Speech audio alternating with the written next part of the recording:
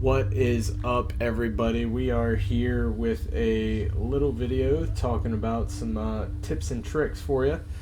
So, something that I want to talk about is first and foremost vassals.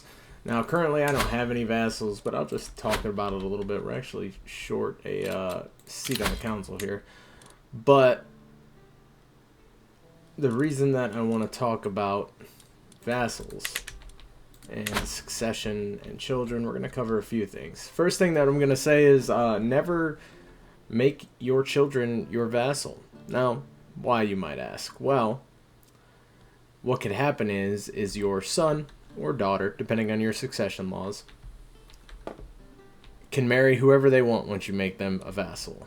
You don't get as much control over what they do, who they are, like their upkeep and things of that nature. The other thing is you don't want to do that, because then they wage their own wars. They can get imprisoned, they can be slain in battle, any number of things can occur.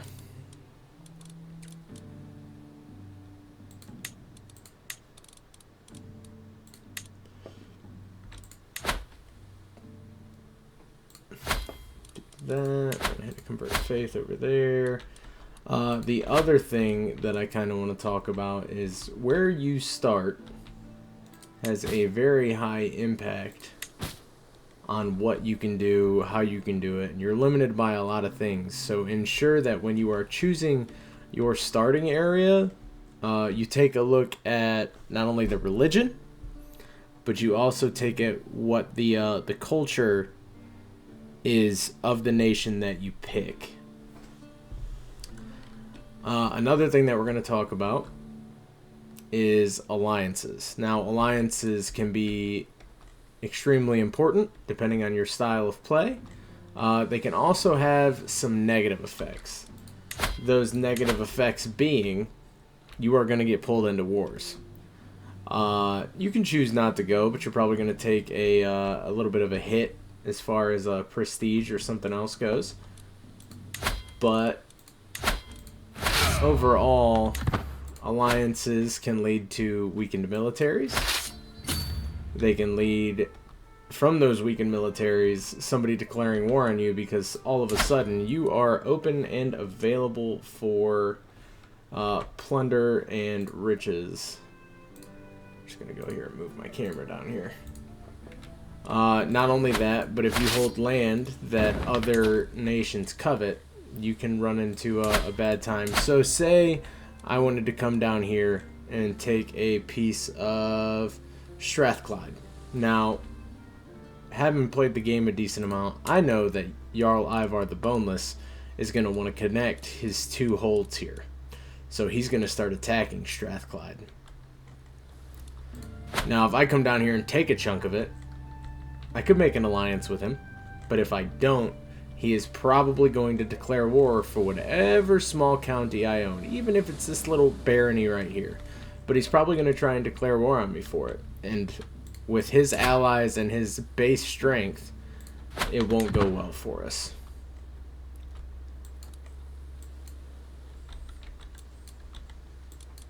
Come on, let me select him. So that's very important to take the note. If you have the allies, you can try and take as much as you want. However, your allies, if you put a strain on their military, also become susceptible to attack. Now, another thing that I want to talk about is early money gain, early prestige gain. So you will gain a good amount of money and prestige, depending on your what is it? Your culture, which you can do raids with some. With most tribal nations, you can go ahead and raid for that. Now, raiding is important. Why? Because that is going to fund and fuel most of your early adventures. It's going to help you get armies together. And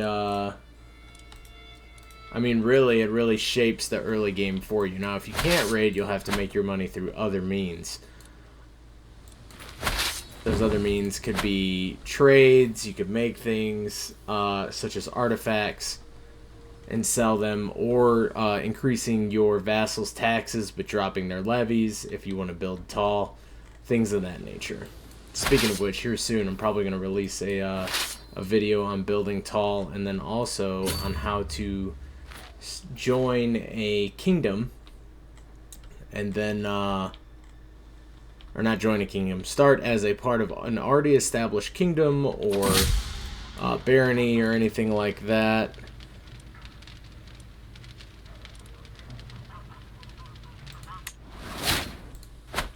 So with that, I mean, if you're starting as a vassal, look into your perk trees. I'm going to recommend stewardship because stewardship comes with a skill. I'm going to find it here.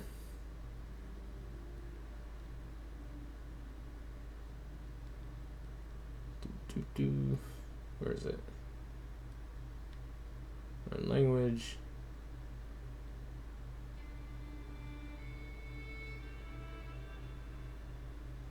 Or at least I thought it did. I could be incorrect in that one. There it is, right there. First one in Administrator.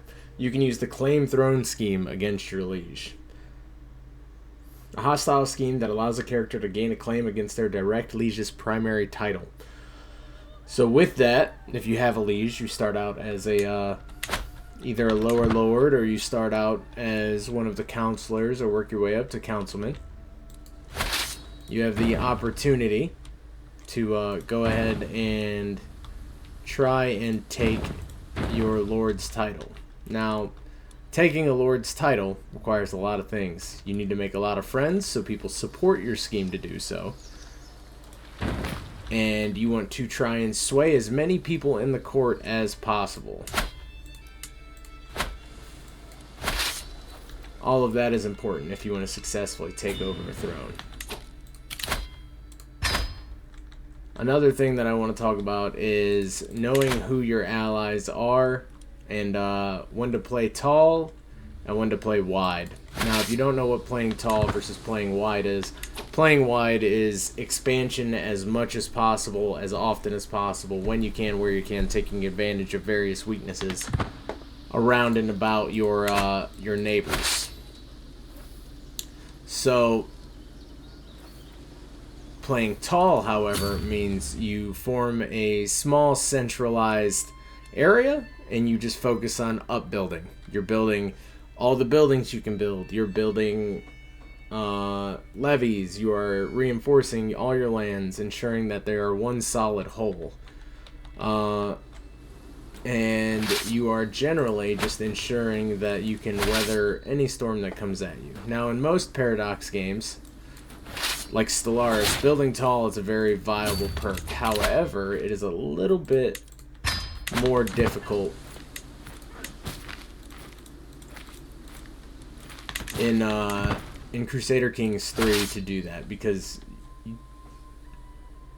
your neighbors and other empires, kingdoms, jarldoms and chiefdoms and all that jazz are always expanding. They are always going to be growing larger, trying to improve their size so that they can push more land and increase their levy size. The AI does not have the same constraints as we do, so they have a little bit more freedom of movement when it comes to that.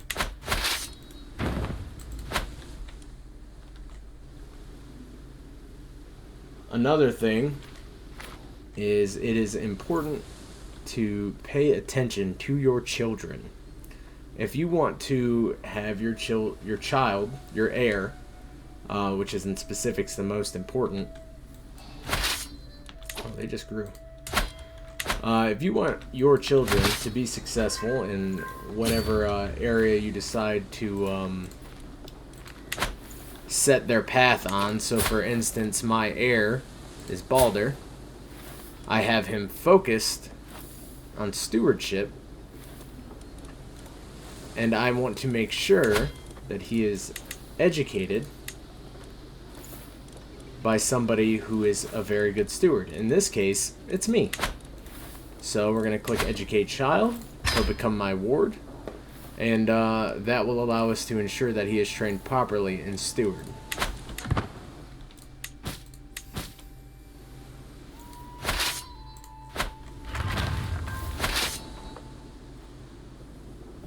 And we're going to come up here and read this, and then we're going to get on out of here back to our little town. What's the size of his military? Ooh, no, we're not going to push that one. But, those are just a couple of quick tips and tricks. And depending on where you start, if you want to play tall, you definitely want to capture a at least a duchy title or a kingdom title, and then start upbuilding there. Now, that all depends on location, on whether you can build tall or if you have to stay a little bit smaller in the grand scheme of things. So we're going to raid this, and then we'll hop into the Bristol channel. Also, it is important when engaging in warfare to know your surroundings and know your units. You can easily overcome armies that are larger than you, not by too much, but that are larger than you by knowing where you are and what the terrain is. Now, you can see that just by hovering over it, and that'll tell you exactly the size of the area that you're at.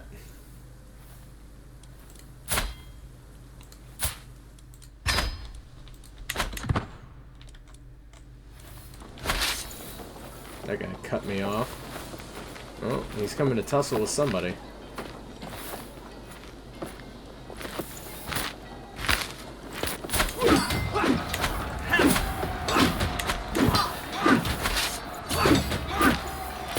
See if we can get in on some of that.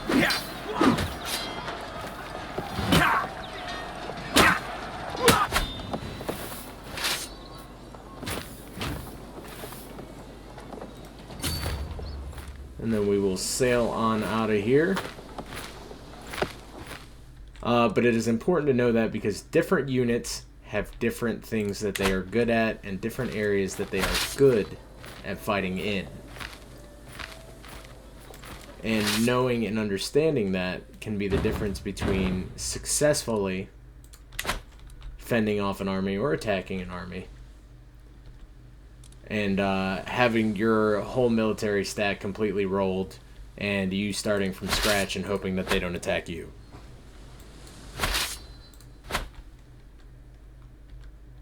So we've got our boat heading back home there.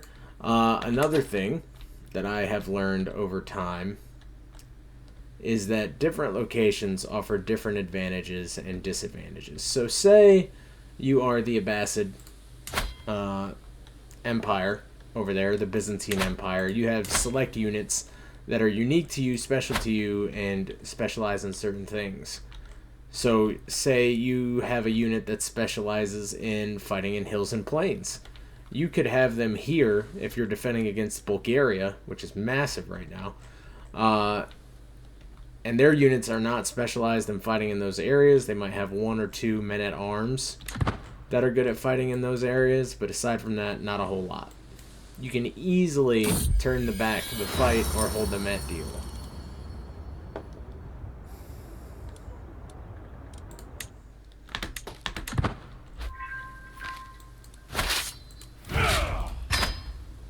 Cool. All right.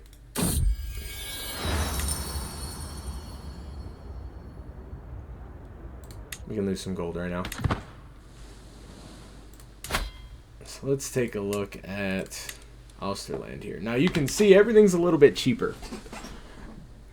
Things can become cheaper the more perks you invest in.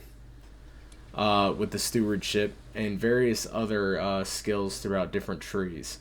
It's important that you have an idea in mind for your character and what you want to do. Leaving it to chance can sometimes end quite badly for you when you're just randomly picking perks, but if you have an idea set in mind for something that you want to try, then you should go for it, because it can only end poorly or well, and that'll just let you know in the future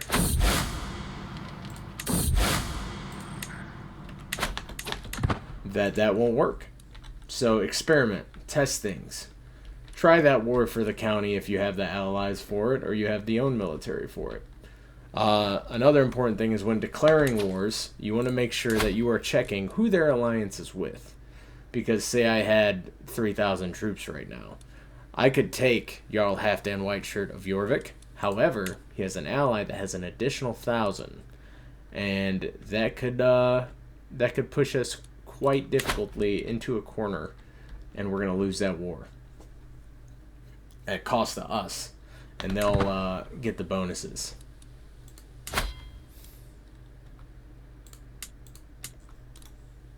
Too far away to interact with.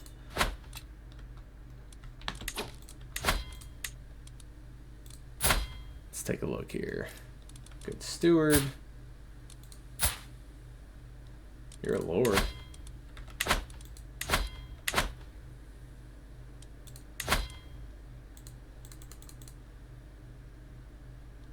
Well, you're staying in jail then. Actually.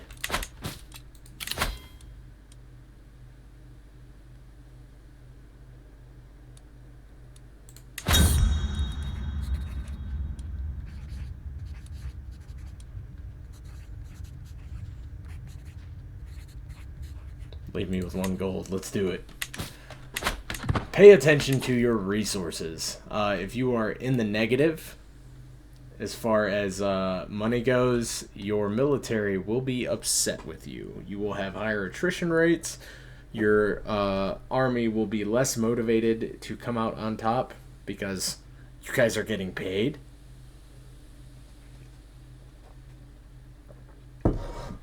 And it's important to ensure that your military is willing and able to take the fight. We lost 1 prisoner, but we still have 2.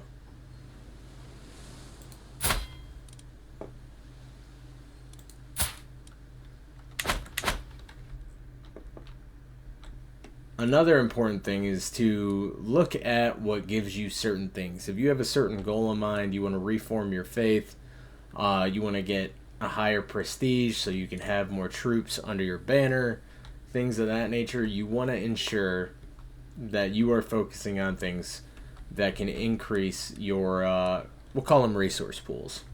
So if I take a look at my prestige here,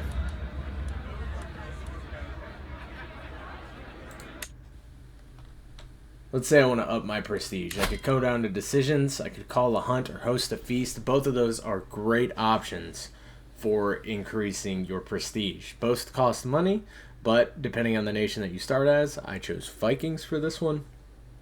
Or the Norse, rather. I chose the Norse for this one. I have the easiest way to gain money that there is. I can just raid up and down whatever coast I choose and come back with a boat full of money. Now, each culture has different things that you need to pay attention to. For instance, the Norse have determined your personal deity, which is a free and easy way to get buffs to your character and relay those to your kingdom. We had a notable guest arrive.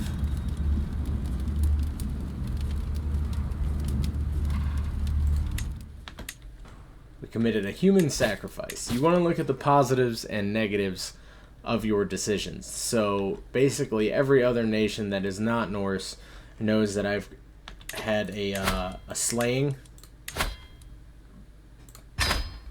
and now they hold that in contempt because they believe it is barbaric. I think that we need to raise our raiders again.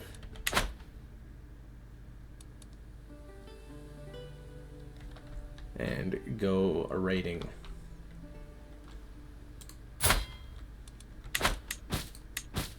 So that is what we will do.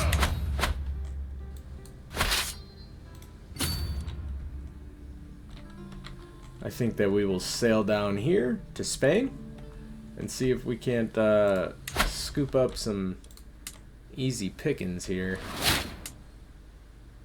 The other thing is, and I know it may be tempting, depending on your succession laws, to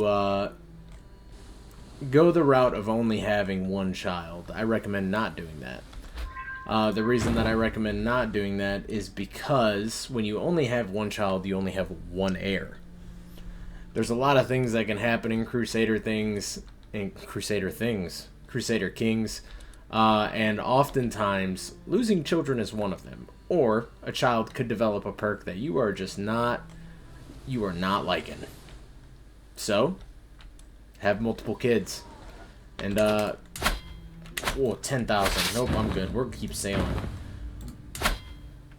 If you have multiple kids, you have multiple options as to who rules your kingdom after your untimely demise, whether from old age or otherwise.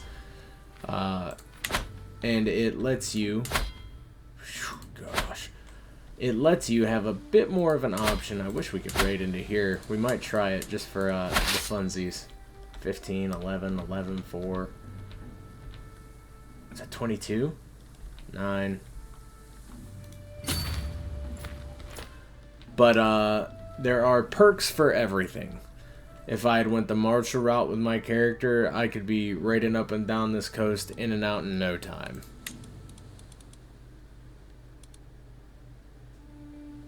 So let's take a look here. Holy Warrior, Logistician, Aggressive Attacker.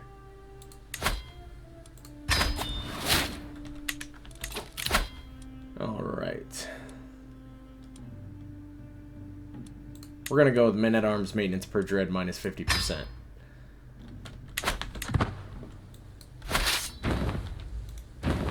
Can we? I think we can.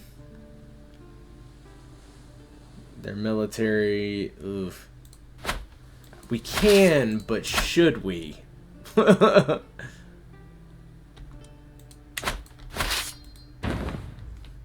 let's go down here and take a little look-see. We have another son. He'll be Toliar. Now, because we control all of our kingdom here, we're at 3 of 6 holdings. So because alright.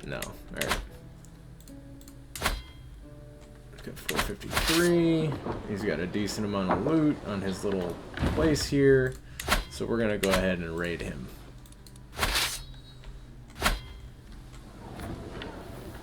$10, $10, $17. Man.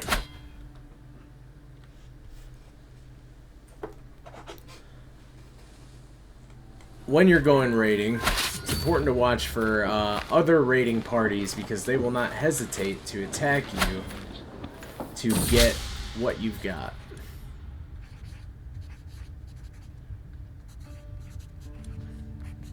So we could get Journaler, just learning +1, or we could get Poet, which seems much better.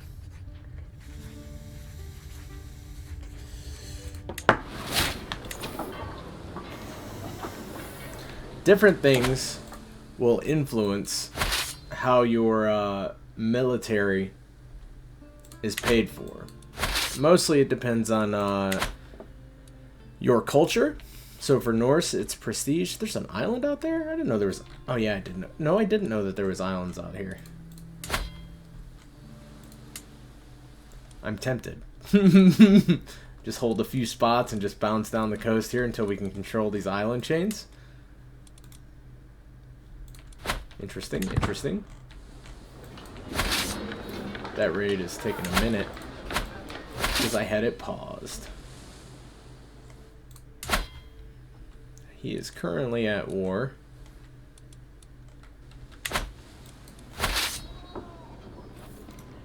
So we're going to see if we can steal over here across the bridge and take a little bit of loot before we scurry on out of here.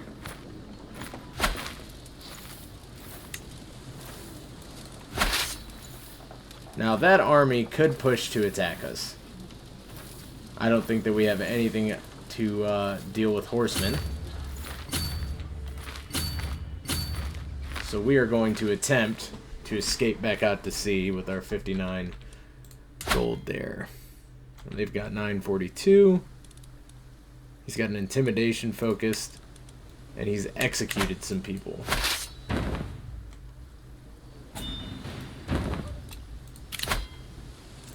Sure.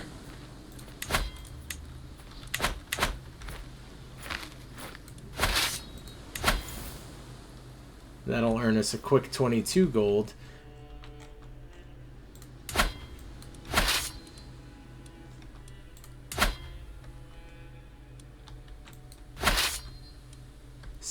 Gold, 16 and 17. So we're gonna go ahead and come down here and attack these island nations.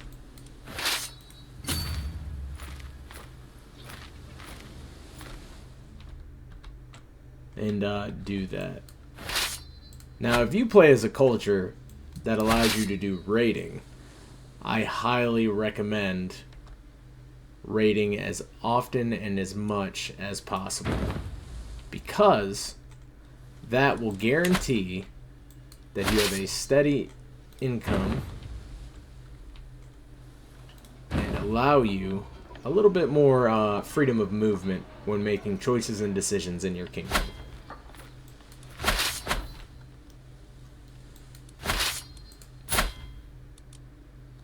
We've got a berserker leading our military. Another important thing is to always look at your champions or your knights' prowess as well as their passive skills. That can also shape how wars are fought, determined who is won, and things of that nature. Who's going to win, rather. So you need to ensure that you're doing that. For instance, Kettle here doesn't have any other skills that would make him a good commander of my army, whereas Hraldafr here has unyielding defenders. So even if he gets attacked and hurt while raiding, he will still maintain a larger number of the troops that he has under his command.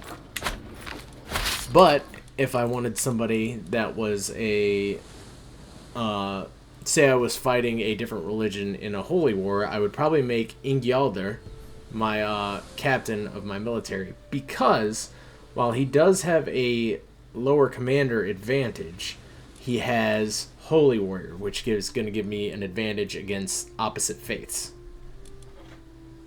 If I was fighting in an area that had a lot of rivers and straits, I would put him as the commander, because he's going to cross rivers and straits without advantage penalties. He's also very good in open terrain. Right now we're doing a little bit of an island hopping campaign.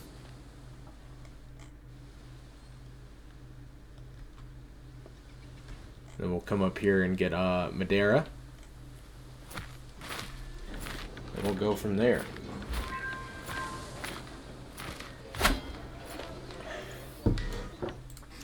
Having a good spouse is important because... Oh, these guys are going to try and push across on us here. Lively Lovestock.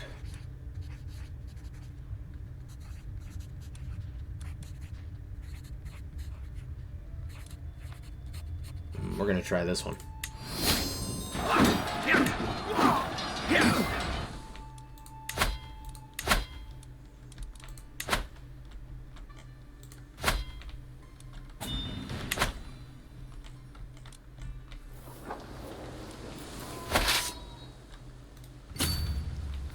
So we fended off the attackers that just tried to get at us. They're trying again. I'm just trying to leave. But if that's what they want, that's fine. Okay, that is what they want. We can do this if you want to. Best of luck to you. It didn't work out for them. We're going to attempt to leave again. Let's see if they push us again. They're not. They're going to wait their turn because they are good and patient. Now, the AI in Crusader Kings is not critically smart. You can easily outsmart the AI by just going in a circle that allows you to avoid the enemy military. However, the AI knows this, and they will change their commanders, I think, so that they can catch you faster. Just keep that in mind.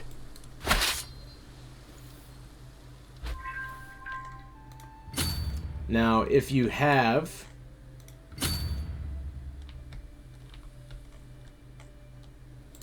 hooks and things on different nations, and you have the stewardship skill, make sure that you are able, depending on your perks, to either 1, blackmail them for money, or 2, use that to your advantage. If you discover, for instance, a Christian ruler who has been practicing in infidelity or witchcraft, and you learn this secret, or you can create that secret, you will probably get them shunned by everyone else of their religion, which means they won't have as many allies.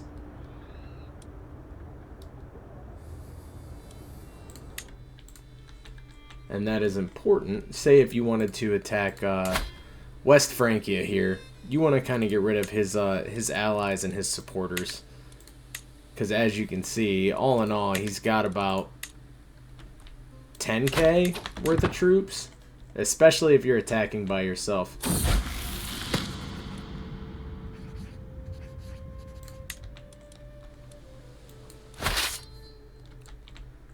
But I think that is just about all. Oop, I have one more final parting tip. If your nation or culture has special units, invest in those units. They are special for a reason. I mean, it all depends on your playstyle. However, sometimes that can carry you through and ensure a win and a victory for you. For instance, the Norse have, what is it, Huskarls? Yeah, Huskarls. Some of the strongest units. They are a heavy infantry unit. Their upkeep cost is a little high, but they counter both spearmen and archers, with which most AI militaries use quite often. But that'll be my my parting word there for y'all. I hope this sees you to some success, or answers maybe a question that you had, or helps. If you have any questions or anything you would like to see in future Crusader Kings videos, please leave a comment down below. Remember to give the video a like. If you do those things, I appreciate you. I love the engagement that I've been getting. Get back to me. Y'all have a good one.